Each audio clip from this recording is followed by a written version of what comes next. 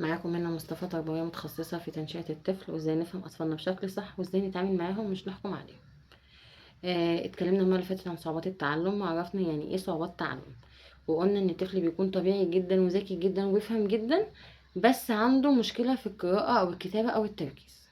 وما بنشخصش أطفالنا اللي عندهم صعوبات تعلم من سن سنة ونص وسنتين، احنا بنشخصهم هم كبار، هم داخلين مدرسة أو هم اوريدي في المدرسة.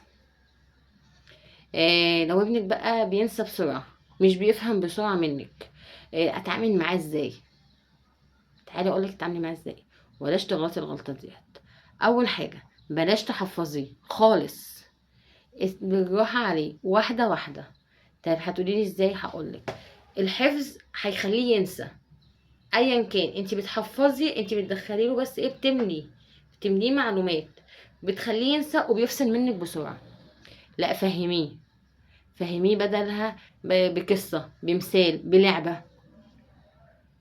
قولي له مثلا، احكي له قصة مثلا عن الدرس اللي انت بتشرحه له، قولي له استفدت ايه منه. احكي الدرس اللي انت بتشرحه له او اللي انت الحاجة اللي انت بتشرحها له بقصة، قولي له تعالى قول لي استفدت ايه منها. طيب ايه اللي حصل؟ هو هيخليه يربط معاك الاحداث، وهتخليه يثبت المعلومة عنده اكتر. تاني حاجة، جربي معاه التكرار، كرري مرة واتنين وتلاتة وعشرة، ان شاء الله لو 100. بس المهم ان هو يثبت يفهم معاكي. بس مش هتكرري كل مرة بنفس الموضوع وبنفس اللعبة وبنفس المثال، لا. غيري الأمثلة، غيري اللعبة. مرة بملعبة، مرة بمثال، مرة بقصة. مثلا تقولي له تعالى مثلا اقول لك، بص انا شرحت لك الحتة الفلانية، تعالى انت اشرحها لي. ده هتخليه هيوصل عندك ازاي هو وصل له المعلومة، فهم ايه من كلامك اللي انت بتتكلميه او اللي انت بتشرحه له. يعني مثلا درس مثلا بيتكلم عن الامانه، حكيتي له قصه كامله عن الامانه، وجيتي مثلا وانت قاعده قلت له طيب بقى انا عايزه افهم قصه عن الامانه، تعالى انت احكيها لي. طيب تعالى بقى اشرح لي زي ما انا شرحت لك. هتخليه هو يشرح لك، هو هيشرح بنفس الطريقه وهيوصل لك المعلومه اللي هو فهمها، مش اللي انت قلتها له ان انت حفظتها له، لا، هو فهم التوتال بتاعها ايه او المجمل بتاعها ايه. خليه يكملها وما تخوفوش، خليه يكمل وخليه واصبري عليه. هو لوحده هتلاقيه بيربط الاحداث كلها ببعض، ونفسك انت هتخلي الدرس كله اتحفظ مره واحده واتفهم، وانت مش يعني في تقل بالنسبه لك.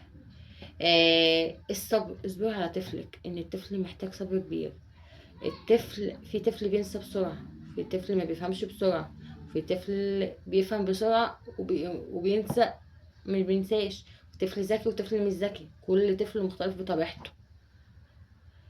بالراحة، وبلاش تغلطي وتقولي له انت ما بتفهمش، انت ما بتفهميش. انت بتكسري الحاجز الثقة عنده بالنفس خالص، ما بتخليش عنده ثقة في النفس.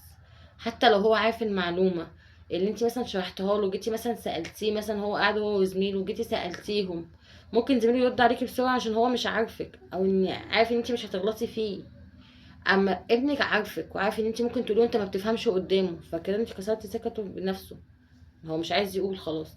حتى لو انا عارفه المعلومه عارفها لنفسي مش هقولها لك. فكده برضه هتخليه في المدرسه بنفس المنظر. مش هيرضى يقول للمدرسه، ان المدرسه لو سالته مش هيجاوب عليها. وهتلاقيكي نفسك انت كل ما تكون المدرسه تشوفك تقولك ايه ده ابنك ما بيجاوبش، ابنك ما بيحفظش، ابنك وابنك. لا، شجعيه، حتى لو هتقول غلط شجعيه، اديله بونبوني، كافئيه. قوي عنده ثقته في نفسه شويه.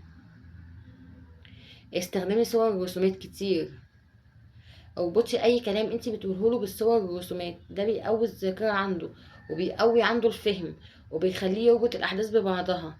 لان المخ بيحب الصور والرسومات اكتر من الكلام، يعني ده هو الحاجه الوحيده اللي هيبقى حافظها اكتر من كلام نفسه. اخر حاجه، ما تديش المعلومات كلها مره واحده، قسمي المعلومات. عمرك شفتي في المدرسه هما ما بيدوش الحاجه مره واحده في الاطفال؟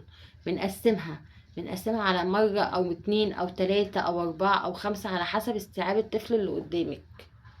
شوفي طفلك بيستوعب قد ايه، قسمي المعلومات على حسبه، هتوصلي للنتيجة اللي انت عاوزاها. لأن انت كتر ما تدي معلومات هو بيقلل عنده التركيز والانتباه وبيزود التشتت. بس هتقللي المعلومات وهتقسميها، هيضعف التشتت عنده، هيقوي الذاكرة والانتباه عنده والفهم، وهيقوي كل حاجة عنده. جربي التمارين ديت وقولي لي الفرق والنتيجة. ولو انت مهتمية بالمحتوى ده، اعملي لي شير ولايك وسبسكرايب للقناة عشان يوصلك كل جديد، وفعلوا زر الجرس، واكتبي لي سن ابنك في الكومنت تحت، وانا هقولك التمارين المناسبة دي. باي باي.